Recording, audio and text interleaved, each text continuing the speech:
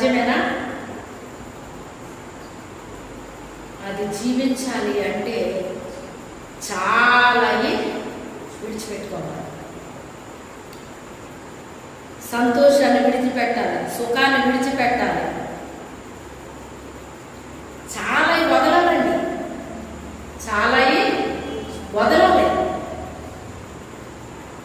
ఆకాశంలోకి వెళ్ళే నౌకను తయారు చేస్తారట, అది ఆకాశంలోకి వదులుతారట. అది కంప్లీట్ అయిపోయిన తర్వాత దాన్ని వదిలినప్పుడు కొన్ని పాటలు అనవసరమైనవి ఉంటాయట దాంట్లో. అంటే అది ఎగరడానికి అవసరమే, ఆ ఎగిరే కొద్ది అది అంటే గగనంలోకి వెళ్ళే కొద్ది కొన్ని పాటలు అది వదిలేస్తుందంట కిందకి. అంటే దానికి అవసరమైన దాంతోనే అది పైకి వెళ్ళిపోతుంది. కానీ కొంతవరకు మాత్రమే అవి ఉపయోగపడతాయి. ఆ తర్వాత ఇంకా అవి కూడా దానికి ఉపయోగపడవండి. అప్పుడు వాటిని కూడా అది ఏం చేస్తుందంట, వదిలేస్తుందట. అంటే పైకి వెళ్ళి కోల్ది కూడా తనలో అమర్చబడిన వాటిని కూడా అది ఏం చేస్తుంది, వదిలేస్తుంది. వదిలేసి తేలిగ్గా పైకి ఎన్ని అనవసరమైనవి వదిలేస్తుందో అంత దూసుకుని అది పైకి వెళ్ళిపోతాడండి.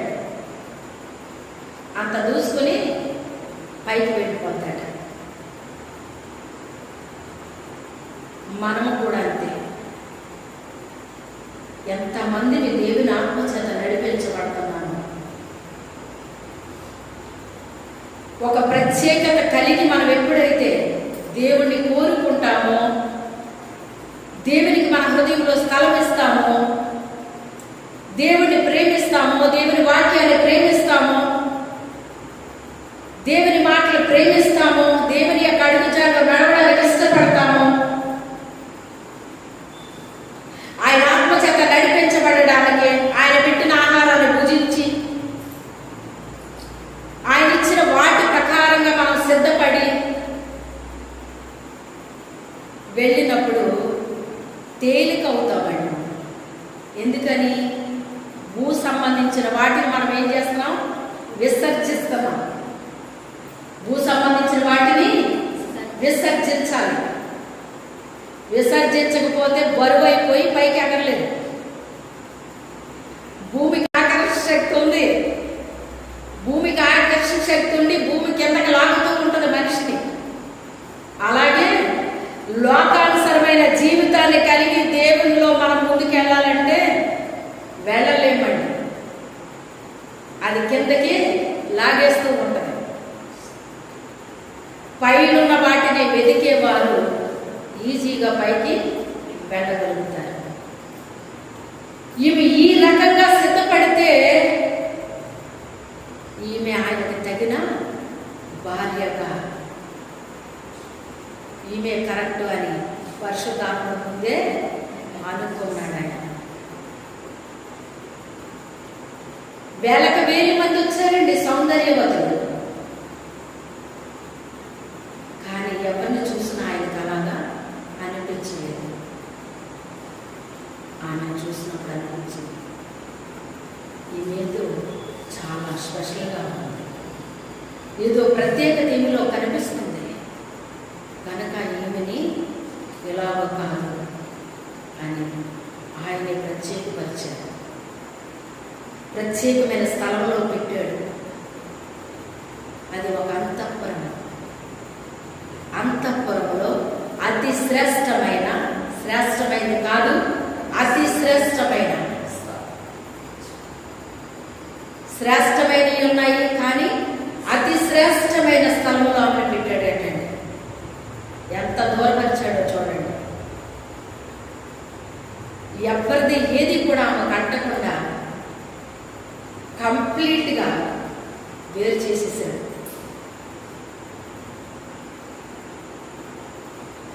ఆమె వేరుపరచబడిందా, ఆయన వేరు చేశాడు? ఆయనే వేరు చేశాడు.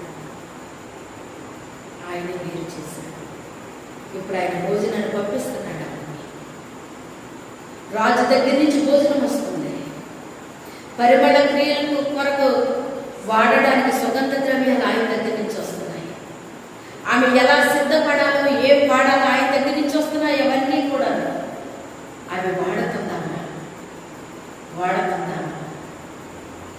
సంవత్సరం సిద్ధపడాలి. అందరూ కూడా వంతుల ప్రకారంగా రాజు దగ్గరికి వెళ్ళాలి. అయితే వాళ్ళ వంతు వచ్చినప్పుడు రాజు దగ్గరికి వెళ్ళేటప్పుడు 13వ వచనం, 2వ అధ్యాయం 13వ వచనం, మరియు అంతఃపురములో నుండి రాజు ఇంటిలోనికి వెళ్ళవలసిన సమయమందు ఆమె ఏమేమి కోరునో అది అట్టి స్త్రీకి ఇయ్యబడిన కద్దు. అంటే ఆమె రాజు దగ్గరికి వెళ్ళాల్సిన సమయం వచ్చినప్పుడు అంట ఆమె ఏమి కోరుకుంటుందో అది వాళ్ళకి ఇవ్వబడతాయి. అయితే మీరు ఏం చేస్తున్నారంటే వాళ్ళకి ఏమి కావాలి అవి కోరుకుంటున్నారు. నాకు ఇవి కావాలి అవి కావాలి అని వారు, ఎందుకంటే మంచి అవకాశం ఇది మంచి అవకాశం. రాజు భార్య అవుతామో లేదో అది తర్వాత సంగతి, కానీ ముందు మాత్రం ఇవన్నీ మనకి ఇస్తారు కనుక ఇంక ఇదే మంచి సమయం. ఈ సమయంలో ఇంక మనం కోరికలన్నీ కూడా తీర్చుకోవచ్చు అన్నట్లుగా వాళ్ళు ఎవరికి కావలసినట్టుగా వాళ్ళు ఏం చేస్తున్నారట, కోరుకుంటున్నారట. నాకు ఇది కావాలి అది కావాలి ఇది కావాలి అని చెప్పేసి వాళ్ళు కోరుకుంటున్నారట. కోరుకుని రాజు ఉన్న అంతఃపురానికి వెళ్తున్నారండి. 14వ వచనం చూడండి. సాయంత్రం మందు ఆమె లోపలికి వెళ్ళి మరుదినము ఉపపత్తులను కాయు రాజు యొక్క షండుడైన క్షయస్కజు అను అతని వశువులోనున్న 2వ అంతఃపురమునకు తిరిగి వచ్చును. ఆమె యందు రాజు సంతోషించి ఆమెను పేరు పెట్టి పిలిచితేనే గాని ఆమె రాజు వద్దకు మరలా వెళ్ళకుండేను. అయితే వీళ్ళు కావలసినవన్నీ కూడా అలంకరించుకుని రాజు దగ్గరికి వెళ్తున్నారండి. వెళ్ళి ఆ రాత్రి ఉండి మరుసటి రోజు ఉదయం వచ్చేస్తారు వాళ్ళు. అక్కడ మరొక నపుంసకుడు ఉన్నాడు, అతను హయాంలోకి వస్తారు. అక్కడ వచ్చినప్పుడు ఆమె యందు రాజు ఇష్టపడినప్పుడంట ఆమెను పేరు పెట్టి పిలుస్తాడటండి. పిలిచినప్పుడు మరొకసారి ఆమె ఉపయోగపడే అవకాశం వస్తుంది. బాగా అర్థం చేసుకోండి. ఇంకోసారి ఆమె ఉపయోగపడే అవకాశం వస్తుంది. ఎందుకని? ఆమె యందు రాజు ఏం చేశాడు?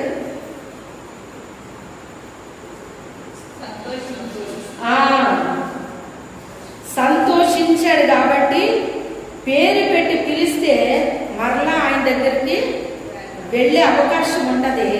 పిలవకపోతే ఇక వెళ్ళకూడదండి. పేరు పెట్టి పిలిస్తేనే వెళ్ళాలి, కానీ పేరు పెట్టి పిలవకపోతే మరలా వెళ్ళకుండేను. అంటే మళ్ళీ వెళ్ళే అవకాశము ఇక అతనికి లేదండి, ఆమెకు లేదండి. మొర్దెకై తన కుమార్తెగా స్వీకరించిన తన పినతండ్రి అయిన అబీహాయిలు కుమార్తె ఎస్తేరు రాజు వద్దకు వెళ్ళుటకు వంతు వచ్చినప్పుడు స్త్రీలను కాయు రాజు యొక్క షండుడైన హేగే నిర్ణయించిన అలంకారము గాక ఆమె మరి ఏమీ కోరలేదు.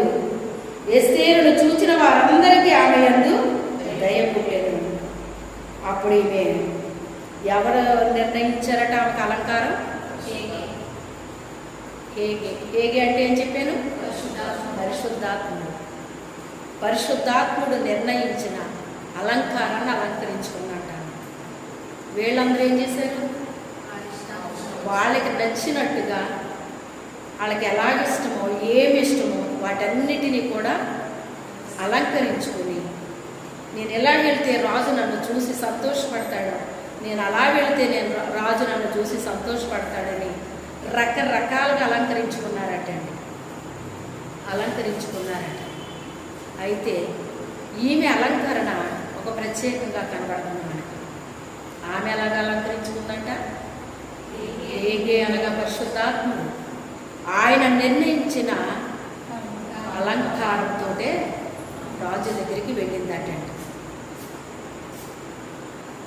లోపల భయం, ఏమో ఇంతమంది వస్తున్నారు, ఎవరూ కూడా సెలెక్ట్ అవ్వలేదు. బయటకు వచ్చిన వాళ్ళు అందరూ కూడా ఇప్పుడు చూడండి, ఇంటర్వ్యూకి వెళ్తారు, మీకు అనుభవాలు ఉంటాయి.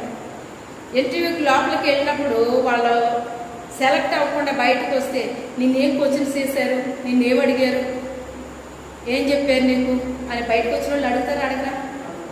అడుగుతారు. బయట ఉన్న వాళ్ళకి కంగారు, ఏదో తెలియని ఒక రకమైన టెన్షన్. లోపల వాళ్ళు ఏమడుగుతారో అని ఒక టెన్షన్ ఉంటుందండి. అలాగే ఇక్కడ అందాల పోటీలో కూడా వెళ్తున్నారు వస్తున్నారు. ఏమైంది అంటే సెలెక్ట్ అవ్వాలి. సెలెక్ట్ అయ్యుంటే ఏముండు చెప్పాలి. ఆమె సెలెక్ట్ అయితే ఏముండును? గట్టిగా చెప్పండి. కిరీటం పెట్టినాయన ఏం చేసిను? కిరీటం పెట్టును. కానీ ఎలా వస్తున్నారు వాళ్ళు? కిరీటాలు లేకుండా వస్తున్నారు. సెలెక్ట్ అయిన వ్యక్తి కిరీటంతో వస్తారు, కానీ సెలెక్ట్ అవ్వట్లేదు. వేల మంది వెళ్తున్నారు కానీ సెలెక్ట్ అవ్వట్లేదు. కారణం ఏంటో అర్థం అవ్వట్లేదు. ఇంతమంది వెళ్ళొస్తున్నారు, ఇంత సౌందర్యంగా ఉన్నారు వీళ్ళందరిని బట్టి చూస్తే నాకేముంది, నేను ముందే సెలెక్ట్ అవ్వనేమో ఏంటో, అనవసరంగా నేను ఇక్కడికి వచ్చాను,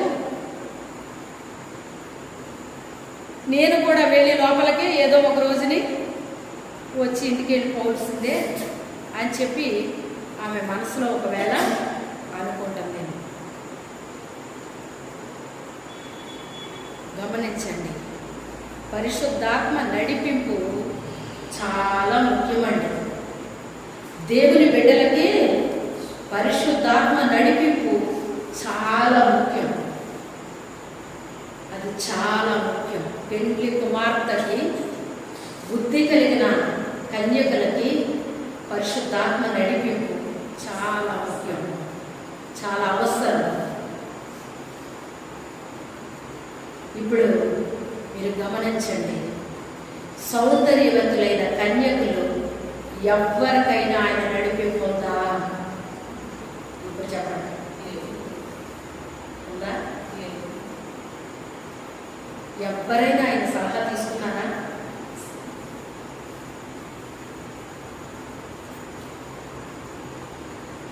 దేవుని యొక్క హృదయాన్ని దోచుకుంటామండి మనం. ఆయన మనం ప్రేమించినప్పుడు, ఆయన చెప్పింది చెప్పినట్టుగా చేసినప్పుడు ఆయన మనం వశపరుచుకుంటామండి. మన ముఖాలు సుందరంగా కనపడాలి. ఎలా కనపడాలి? సుందరంగా కనపడాలి. మన కంటిలో చెడు ఉండకూడదు, మన చెవుల్లో చెడు ఉండకూడదు, మన నోటిలో చెడు ఉండకూడదు, మన నాలుకలో అపవిత్రత ఉండకూడదు, మన పెదవుల్లో అపవిత్రత ఉండకూడదు. మొత్తం ఇదంతా కూడా టోటల్గా మొహం అంతా కూడా ఎలా కనబడాలి? సుందరముగా కనబడాలి. సుందరముగా కనబడాలి.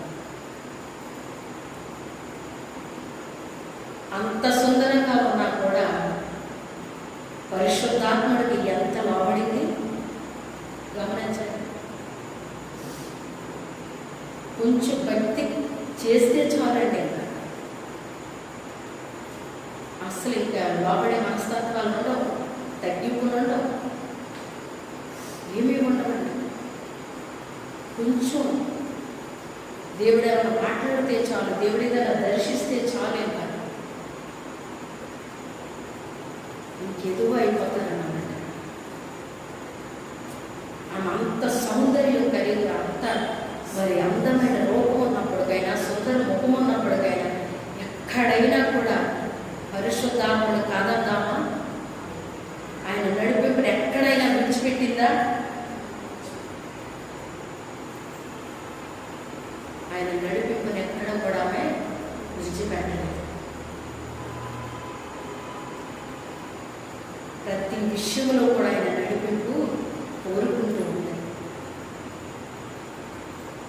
కోరుకుంటుంది. అందుకే ఎవ్వరు కూడా ఆయన ఒక్క సలహా కూడా అడగలేదు. కానీ అడుగుతుంది ఆయన సలహా. ఒకవేళ బహుశా ఆయన అని ఉండొచ్చు, అమ్మ నీకు ఇష్టం వచ్చి నువ్వు అలంకరించుకో అన్నారేమో ఒకవేళ. కానీ ఆమె తనకిష్టమైన అలంకరించుకోవడానికి ఆవిడ ఇష్టపడకపోవచ్చు.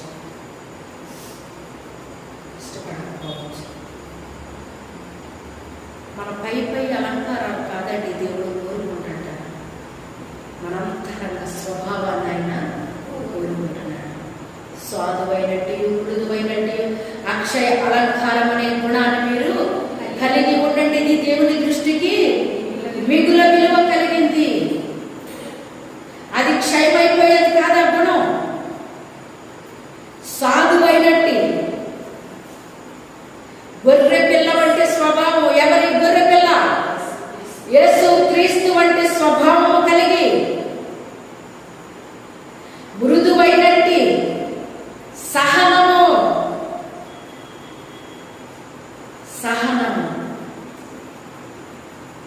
అన్నిటినీ సహించాలి,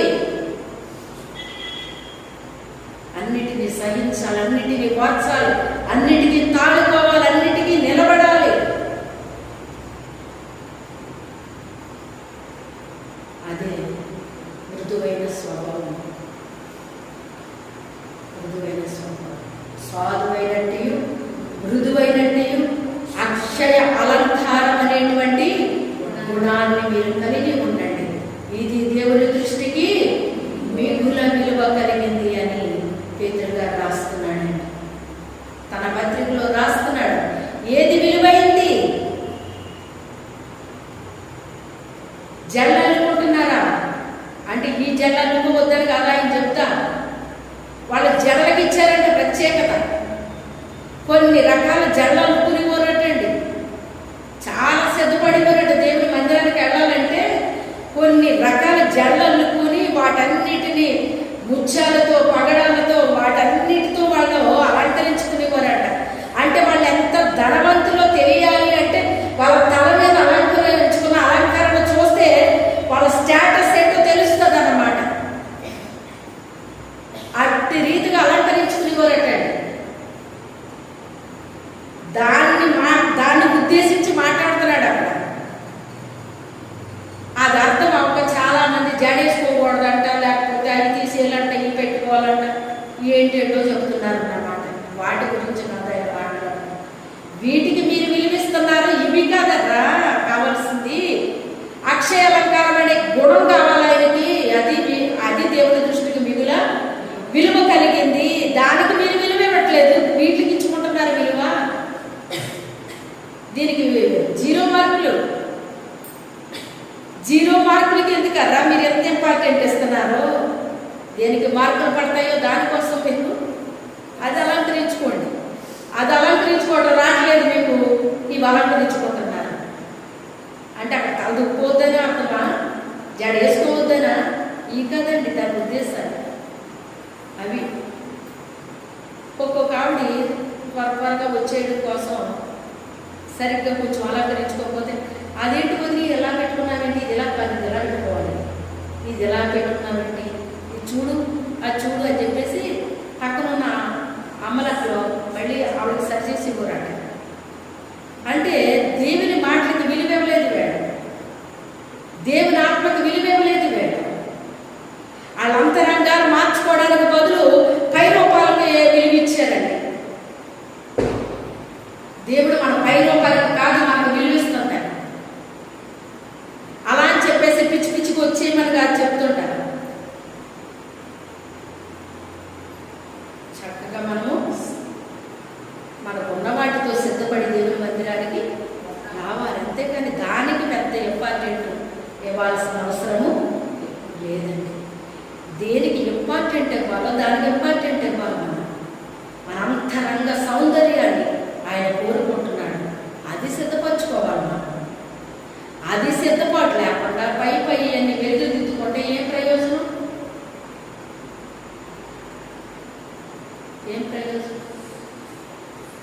ఉపయోగం లేని దానికోసం టైం వేస్ట్.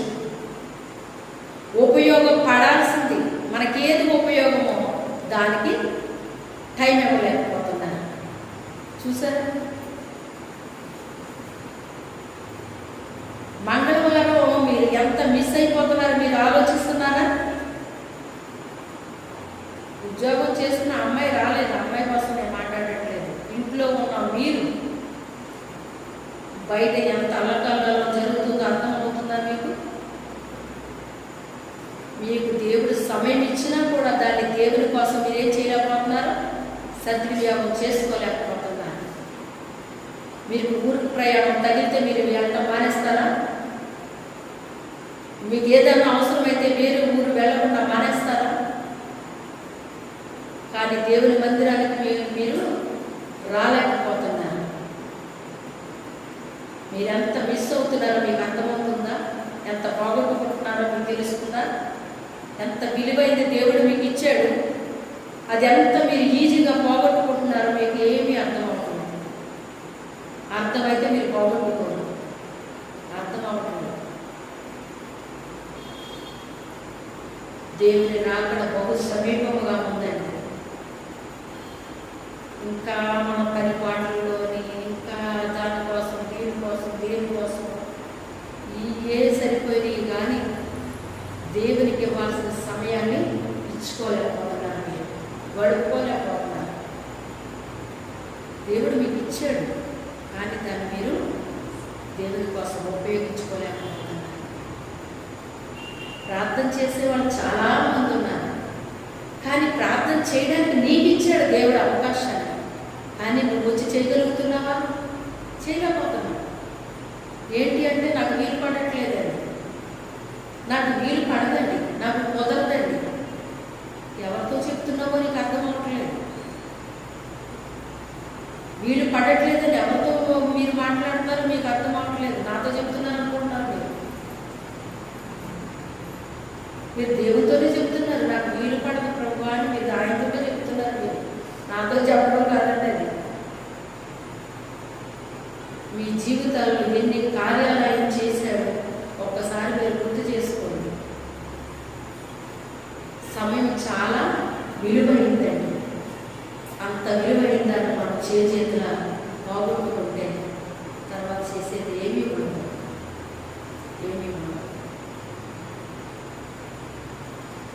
ఆయన ఆత్మ నడిపింపు కలిగి ప్రతీది ఆయన సలహా తీసుకుని ఆమె అడుగులు వేస్తూ ఏ కోరిక ఆమెకు లేదు. ఏదో అయిపోవాలి, నేను రాణి అయిపోవాలి, నేను రాజ్యాలు ఏలయ్యాలనే కోరిక ఆమెకు లేదు. ఎందుకు ఆమెను అక్కడ తీసుకొచ్చారో తెలియదు, ఎందుకు అవన్నీ జరుగుతున్నాయో తనకు తెలియట్లేదు. ఒంటరి స్థితిని అనుభవిస్తూ ఉంది. మరలా మరొక పరిస్థితిలో తీసుకెళ్ళిపోయాడు, మరలా మరొక పరిస్థితిలో తీసుకెళ్ళిపోయాడు. పరిస్థితులన్నీ రకరకాలుగా మారిపోతున్నాయి. ఆమె జీవితంలో మారిపోతున్నాయి కానీ ఆమె మారిపోలేదు. క్రీస్తులో ఆమె యొక్క నడవడిక మార్చుకోలేదు, ఆమె పరిశుద్ధత పోగొట్టుకోలేదు, ఆమె యథార్థత పోగొట్టుకోలేదు, ఆమె నీతిని పోగొట్టుకోలేదు. క్రీస్తుని ధరించింది. క్రీస్తు కొరకు అనుభవించడానికి ఇష్టపడింది. ఒంటరితనం వచ్చింది, రకరకాలుగా అనుభవించాల్సిన పరిస్థితులు వచ్చినాయి. అన్నిటినీ కూడా తాడుకున్నదట. ఆత్మ నడిపింపును మాత్రం ఆమె విడిచిపెట్టలేదు. ఆత్మ నడిపింపుతోనే ఆమె ముందుకు వెళ్ళింది. ఆయన దగ్గర ఉన్నవారు ఆమెను చూశారటండి. అంటే ఆయన దగ్గర ఉన్నవారంటే ఎవరు వీళ్ళు? ఎస్తేరును చూచిన వారందరికీ ఆమె యందు దయ పుట్టెను. ఆమెను చూసిన వారందరికీ కూడానట దయ పుట్టిందంటండి. యథార్థవంతుల మీదకే ఆయన దయ వస్తుంది. ఆయన దయే కాదు, ఆయన దగ్గర ఉన్నవారికి కూడా ఆమె మీద దయ పుట్టిందటండి. ఈ ప్రకారం ఎస్తేరు రాజైన అహస్వేరోసు ఏలుబడి యందు 7వ సంవత్సరమున తెబేతు అను 10వ నెలలో రాజనగరిలోనికి అతని ఎద్దకు పోగా స్త్రీలందరికంటే రాజు ఎస్తేరును ప్రేమించెను. కన్యలందరికంటే ఆమె అతని వలన దయాదాక్షిణ్యములు పొందెను. అతడు రాజ్య కిరీటమును ఆమె తల మీద ఉంచి ఆమెను వస్తీకి బదులుగా రాణిగా నియమించెను. ఆయన దగ్గర ఉన్న వారందరికీ కూడా దయ పుట్టిందట. తర్వాత రాజు చూశాడట, స్త్రీలందరికంటే రాజు ఎస్తేరుని ప్రేమించెను. అంటే ఆ స్త్రీలను ప్రేమించాడా లేదా? ప్రేమించాడు. కానీ వారందరికంటే ఆమెను ప్రేమించాడని ఉంది. అంటే ఇప్పుడు అందరికంటే ఇప్పుడు ఏమైంది? ఆయన ప్రేమకు పాత్రురాలయ్యిందండి. అది అందరిని మించిందండి. అందరిని మించిన ప్రేమను పొందుకుందట. కన్యలందరికంటే ఆమె అతని వలన దయాదాక్షిణ్యములు పొందెను. కన్యలందరికంటే అంటే కొంతమంది కన్యకల మీదకి కూడా ఆయన దయాదాక్షిణ్యము వచ్చింది. కానీ అందరికంటే ఆమె మీదకి వచ్చిందటండి, మించింది. వాళ్ళందరికంటే ఆమె అతని వలన దయాదాక్షిణ్యములు పొందెను. ఆ కన్యకుల మీదకి కూడా దయాదాక్షిణ్యాలు వచ్చినాయి. కానీ వాళ్ళందరినీ మించి ఆమె మీదకి వచ్చిందట. అతడు రాజ్య కిరీటమును ఆమె తల మీద ఉంచి ఆమెను వస్తీకి బదులుగా రాణిగా నియమించాడు. ఇప్పుడు వస్తీకి బదులుగా ఆమె రాణి అయింది. వస్తీ పాత నిబంధనకి సాదృశ్యం. వస్తీ పాత నిబంధనకి సాదృశ్యం. పాత నిబంధనలో వాళ్ళు ఏం పాటించేవారు? ఆజ్ఞలు పాటించేవారు. ఇప్పుడు ఎస్తేరు క్రొత్త నిబంధన అనగా క్రీస్తు రక్తములో కడగబడిన వధువ సంఘానికి సాదృశ్యం. ఇప్పుడు ఎస్తేరు ఎవరికి సాదృశ్యం? క్రీస్తు వచ్చి తన రక్తాన్ని చిందించి తన సంఘము కొరకు, అంటే తన భార్య అని చెప్తున్నాడు. ఎఫెసీయులకు రాస్తే ఏమంటున్నాడు? పురుషుడు తన భార్యను ప్రేమించినట్లుగా ఆయన కూడా సంఘాన్ని ప్రేమించి ఆ సంఘము కొరకంటే ఆయన రక్తాన్ని చిందించాడట. ఆ సంఘం ఎలా ఉండాలని కోరుకున్నాడు? చదవండి ఒకసారి, చదవండి. ఎఫెసీయులకు రాసిన పత్రిక 5వ అధ్యాయం 22వ వచనం అనుకుంటా.